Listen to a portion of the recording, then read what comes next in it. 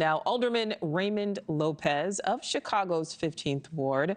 Alderman, thank you so much for giving us some of your time. So we just heard from Alex there. Good morning.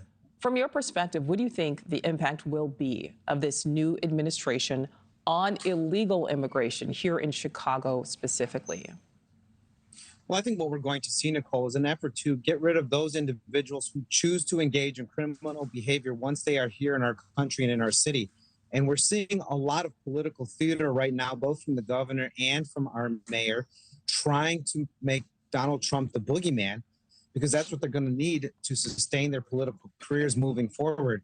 What they're not interested in, and what I think Donald Trump and Tom Homan are both interested in, is finding a way to dealing with all of those millions that came in through asylum, those small number of undocumented who are here committing crimes, and putting forward a path forward to get immigration enforcement and entry back on track. I know we've heard Donald Trump say that he's going to focus on giving a pathway for dreamers, which is something that many Democrats like myself have long advocated. But I think returning some common sense to the conversation, particularly when you're dealing with individuals who choose to engage in crimes and not giving them sanctuary, is something that many Americans and indeed many Chicagoans want to see happen. Yeah, and Alderman, there's a lot of questions about how this is all going to actually work. And there's reporting that there are already some neighborhoods here in Chicago that have been bracing, that had been preparing ahead of Trump even retaking office. But just talk about some of what's happening in Chicago neighborhoods as a direct result of Trump being back in office. Well, what we've seen over the last few weeks is a lot of fear-mongering and gaslighting in the communities, as organizations, directly or indirectly at the behest of the mayor, have basically been warning people that when Trump takes office, everyone's going to be deported en masse in the city of Chicago who does not have legal rights to be here. That if you are jaywalking or going to church or dropping your kids off at school, that you're going to be deported. That's simply not the case. What we do know is that Tom Homan has said specifically that they want to focus on those who engage in criminal behavior. They would like to work with our police if our police arrest individuals who are high priorities for them. But if the police won't work with them, Tom Homan and ICE will still go looking for those individuals, with whom many advocates readily admit ICE already has the authority to do in our communities. What we are all worried about, I think the Trump administration, as well as many of us in the city of Chicago, are those collateral captures that we're talking about, when the non-priority target opens the door and is unaware of what's going on and they get taken.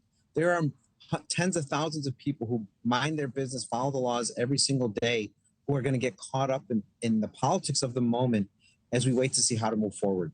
And Alderman, you mentioned the fear mongering there. Let's say that, raids, if they do happen, let's say they don't happen immediately. Do you think the threat of them is really kind of having the desired effect? Is that what the administration wants?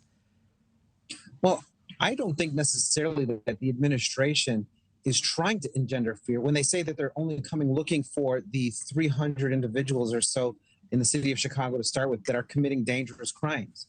When they say that they're going after criminals, almost everyone unilaterally understands that they're not talking about, the everyday undocumented individual, but there are very specific people that they're looking for. And I think that the fear mongering is more so from the Democratic side, who are very much afraid of having Donald Trump do exactly what he says, which is focus on criminals. They want to see that antagonizing of photo ops of the administration with the individuals in our communities.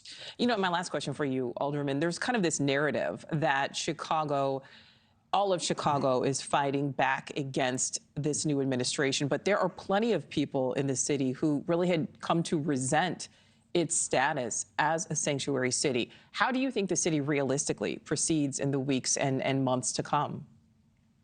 We have tried to put this before the voters a year or so ago. 70% of Chicagoans support changing or amending our sanctuary laws so that we are not just an all-access open city for everyone who wants to be here.